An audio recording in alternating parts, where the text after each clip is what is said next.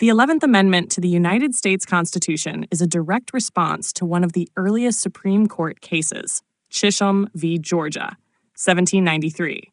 This case shook the young nation by ruling that a private citizen could sue a state in federal court without that state's consent.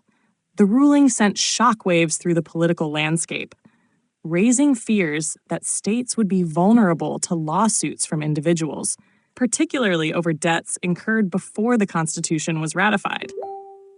The states, already wary of a strong federal government, wasted no time in pushing back. In 1794, Congress proposed the 11th Amendment, and by 1795, it was ratified. It explicitly established that federal courts could not hear cases against a state brought by citizens of another state or a foreign country. This amendment was an assertion of state sovereignty, reinforcing the idea that states could not be dragged into court without their consent. At its core, the 11th Amendment was an effort to strike a balance between federal power and state sovereignty. The framers of the Constitution had designed a system where the federal government held supremacy, but states retained significant autonomy. Chisholm v. Georgia had tilted that balance too far in favor of the federal judiciary, and the amendment was a corrective measure to restore equilibrium. While its immediate impact was clear, the 11th Amendment's interpretation has evolved over time. Initially, it seemed to apply only to cases involving citizens of one state suing another state in federal court. However, judicial interpretations over the years have expanded its scope, effectively shielding states from lawsuits brought by their own citizens as well. The Supreme Court has reinforced this broader view in multiple rulings, solidifying the principle of sovereign immunity, the idea that the government cannot be sued without its consent. One of the most significant cases expanding the 11th Amendment's reach was Hans v. Louisiana, 1890, which extended state immunity to lawsuits brought by a state's own citizens. This decision firmly entrenched the doctrine that states are generally immune from lawsuits unless they explicitly waive their immunity or Congress overrides it under specific constitutional provisions. Over the years, this interpretation has sparked considerable debate.